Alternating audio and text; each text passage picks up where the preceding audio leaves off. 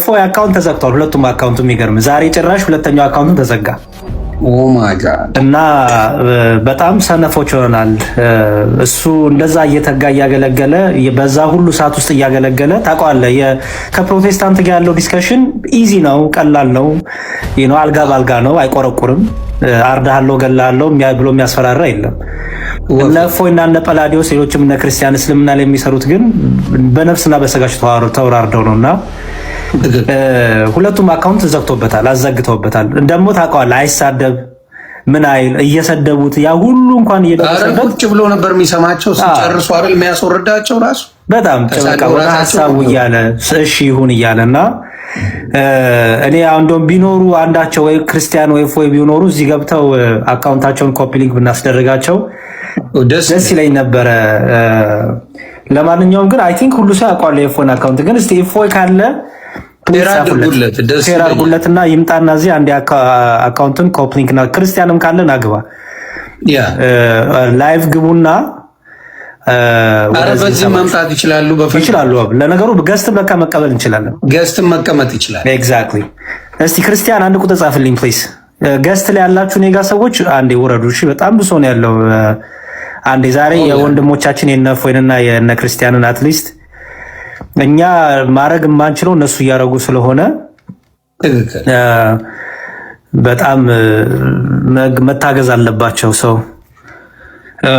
እኔ የምለው ለሙስሊም ወንድምና እህቶች ልንገራችሁ፣ እንወዳቸዋለን። እውነት ለመናገር እኔ ትመቹኛላችሁ፣ ግን ሀሳብ መስጠት ሊያበሳጭ አይገባም። ሀሳብም በሀሳብ ቻሌንጅ ማድረግ ነው። አሁን ለምሳሌ እኔ ቤት ላይ ባለፈው በአንድ ውይይት ቆመ እንጂ ሀሳብ ለሀሳብ ነበረ፣ ሌላ ነገር አልነበር። ትንሽ ኃይለ ቃል ሊኖር ይችላል፣ ግን ሀሳብ ከሀሳብ ጋር ውይይት ተደርጎ አለቀ። ሀሳብን የማትቀበል ከሆነ ተሸንፈሃል። ሀሳብን በሀሳብ አሸንፍ።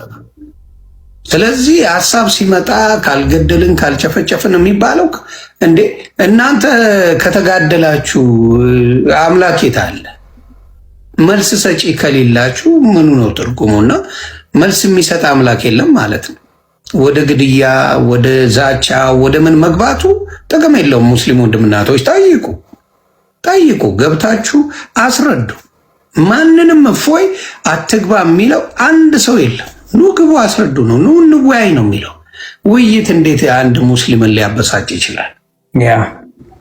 ለምን ያበሳጫል? እና እባካችሁ ሙስሊም ወንድምናቶች ውይይት አትፍሩ። ጠይቁ የምትፈልጉትን። ምንም ችግር ኦርቶዶክስን ጠይቋል።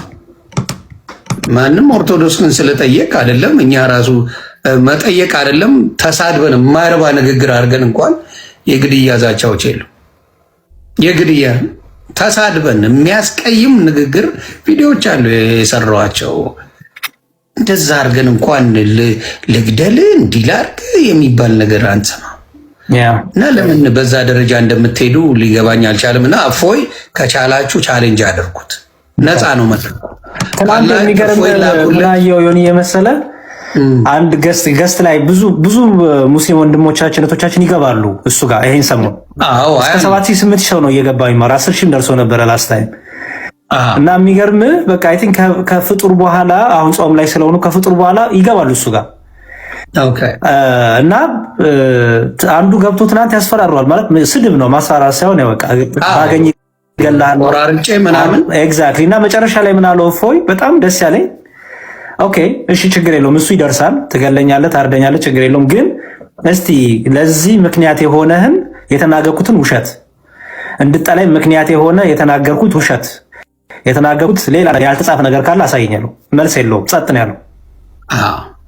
እና እኔ ለምን አካውንት ማዘጋት እንገልሃለን፣ እናርዳሃለን፣ ምናምን ስጋን ቆርጣለሁ ከማለት እዚህ ቦታ ላይ ተሳስተሃል፣ እዚህ ቦታ ላይ ስህተት አለብህ፣ እዚህ ቦታ ዋሽተሃል፣ ይሄን የተናገርከው ነገር ውሸት ነው የሚለው ሰው ለምንድን ነው የማይመጣው? ነው በጣም ጥያቄ የሚፈጥርብኝ ነገር። አይመጣ እኔ ቅድም ስል ነበር አንተ አልነበርክምና ዮኒ ሙስሊምን አስሞክረውም ሲሉኝ እፎይ እያለ አይሞከርም አልኳቸው። በጣም ከእንትን ነው እፎይ እያለ ከባድ። እስቲ እፎይ ወይም ክርስቲያን ካላችሁ እንትን በሉ አንድ ቁጥር ጻፉና አንድ የአካውንቱን ኮፒ ሊንክ እናስደርግና እንደዛ እናደርጋለን። ዮኒም ሜቢ ራሱ ሰላም ክርስቶስ ይብዛላችሁ። እንዴት ናችሁ? እንግዲህ ሙስሊም ወገኖቻችን ሀሳብን በሀሳብ መሞገትን ሳይሆን የመረጡት አካውንትን ሪፖርት አድርጎ ማዘጋትን ነው እንደ መፍትሄ የያዙትና የእፎይን ትልቁን አካውንት ሪፖርት አድርገው ከላይ እንዲታገድ አድርገውታልና ሁላችሁም ኦርቶዶክሳውያን እየገባችሁ ኮፒ ሊንክ አድርጉ።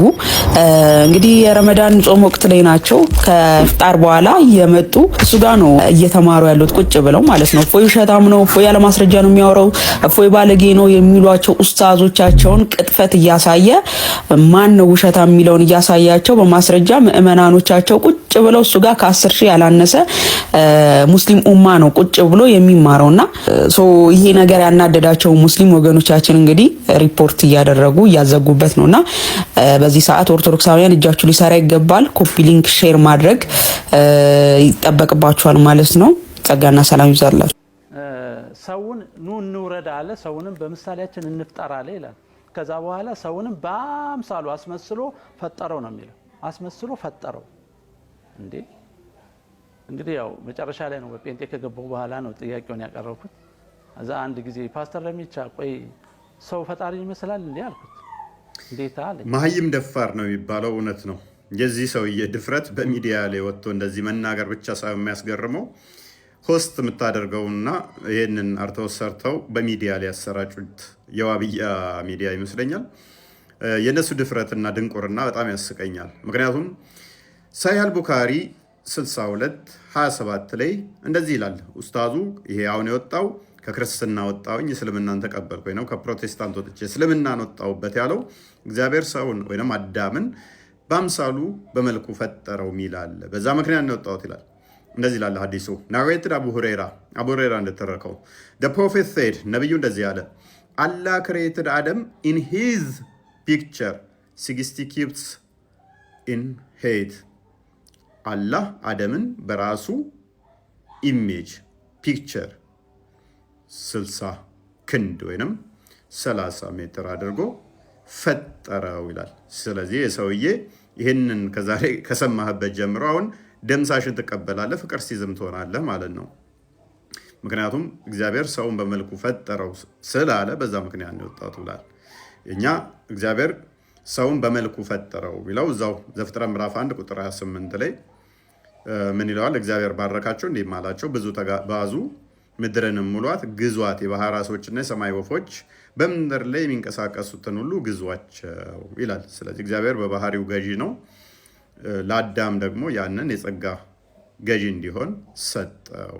ስለዚህ አንድም በመልኩ ፈጠረው ሲባል እግዚአብሔር በባህሪው ገዢ የሆነውን በጸጋ አዳም እንዲገዛ ስለተሰጠ ያንን ነው። አንድም በመልኩ ፈጠረው ተብሎ የሚባለው እሱን ነው፣ የገዢነት ስልጣን ስለተሰጠው ነው አዳም።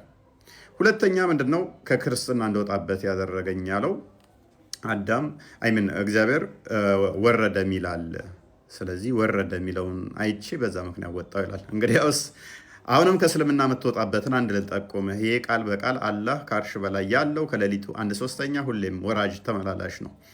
ማስረጃ ሳሂህ ሙስሊም 758 ቢ ላይ እንደዚህ ይላል። አቡ ሁረይራ ነው የተረከው፣ ነብዩ ነው ያለው Allah descends every night to the lowest heaven when 1/3 of the first part of the night is over. የሌሊቱ 1/3 ሲቀር ሁሌም አላህ ወደ ቀርቢቱ ሰማይ ይወርዳል ይላል። ስለዚህ አምላክ በየቀኑ ወራጅ ነው። አንድ ቀን ወረደ የምትል መጽሐፍ ቅዱስ ላይ አነበብኩና እንድወጣ አደረገኝ። ከክርስትና ያልከው ሰውዬ አንተ የምትከተለው አሁን አምነዋለሁ ያልከው አላህ በየቀኑ ከሌሊቱ 1/3 ሲቀር ወራጅ ተመላላሽ ነው። በሊፍት ነው የሚወርደው? በምንድን ነው የሚወርደው? እኛ እግዚአብሔር በሁሉ የሞላ ከስፔስና ፕሌስ ውጭ ያለ ጭምር ስለሆነ መውረድ መውጣት ከኛ አንጻር ይነገራል እንጂ እግዚአብሔር የሚወጣ የሚወርድ የሚቆም የሚነሳ የሚተኛ የሚሄድ ምናምን ተብሎ ለእግዚአብሔር አይነገርም ብለን እናምናለን። ምክንያቱም መዝሙረ ዳዊት ምዕራፍ 139 ቁጥር 7 እና 6 እንደሚናገረው እርሱ በሁሉ የሞላ ነው። ስለዚህ በሁሉ የሞላ ከሆነ ደግሞ በዛ ብትሄድ እሱ አለ፣ በዚህ ብትሆን እዚህ አለ፣ ቆመ በምትልበት አለ፣ መጣ በምትልበትም አስቀድሞ አለ። ስለዚህ ለእርሱ መምጣት መሄድ አያስፈልገውም። ምክንያቱም እርሱ ደግሞ መንፈስ ነው።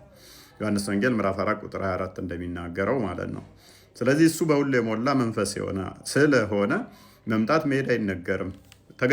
መገለጡን ምክንያት በማድረግ ነው እግዚአብሔር መጣ ሄደ ተብሎ የተነገሩት ዘፍጥረት ላይ አንተ ያያቸውና እነሱ ለእኛ ሲገለጥ ለእኛ ሲታይ ካለው አንጻር የተነገረ እንጂ እግዚአብሔር በባህሪው የሚሄድ የሚመጣ የሚቆም የሚነሳ እንደዚህ ተብሎ የሚነገርለት አይደለም። ያንተ አላህ ግን በሁሉ የሞላ ስላልሆነ ከአርሽ በላይ ስለሆነ ከሌሊቱ 1/3 ላይ ሁሌም ይመላለሳል። በሚገርም ሁኔታ ዛሬ በዚህ ጉዳይ ላይ አላህ በሰው አምሳል እንደተገለጠ እንደመጣም እሱን ዛሬ ለየት ባለ ሁኔታ የምናቀርብ ይሆናል። ይሄንኛውን አካውንታይን ላይቭ እንዳልገባበት ስላደረጉ በዚህ በሁለተኛው አካውንቴ ከስር ሜንሽን አደርግላችኋለሁ። ተከታተሉ። እሱን 3 ሰዓት ላይ እንገናኝ።